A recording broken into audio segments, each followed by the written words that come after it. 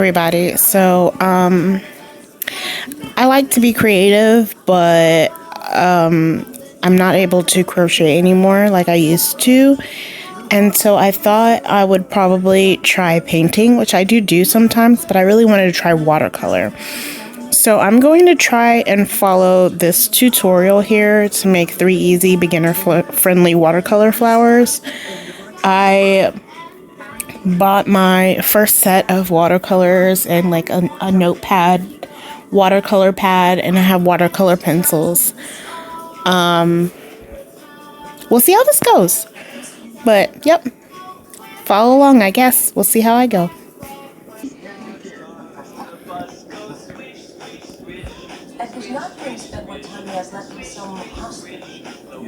Oh my god. So here are my flowers. Did my 3 petals like she said. Some skinny shit on the side. Made some leaves.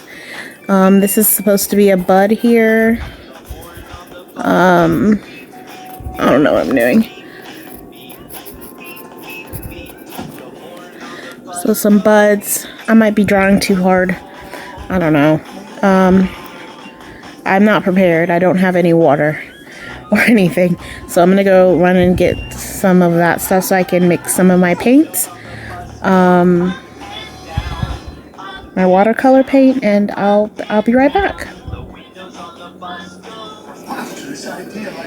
Yellow and vermilion. I want the main petals to be mostly yellow, and for the bottom I'm going to add the vermilion, so there's a bit of gradation towards the bottom.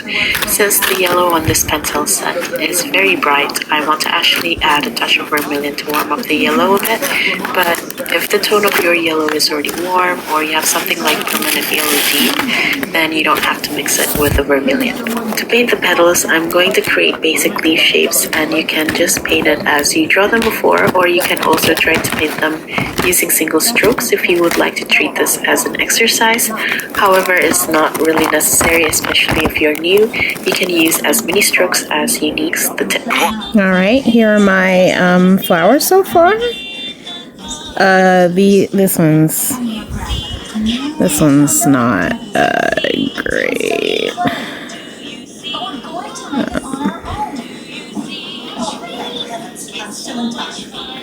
I don't know. I might have just messed it up. I don't know. Oh my god. Okay. I don't know. Let me stop. Let's see what's next. Alright, so this is my first flower completed.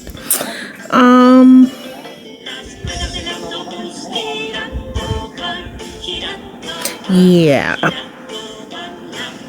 Practice makes perfect. On to number 2. Ink is spreading across too much on the petals. Remember that you can either take it off with tissue or with a clean dry brush.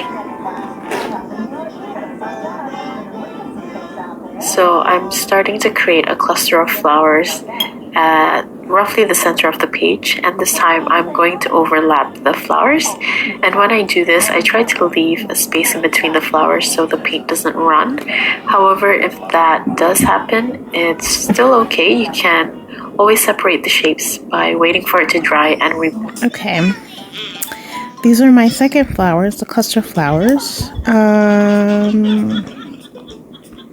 No comment, but it was fun.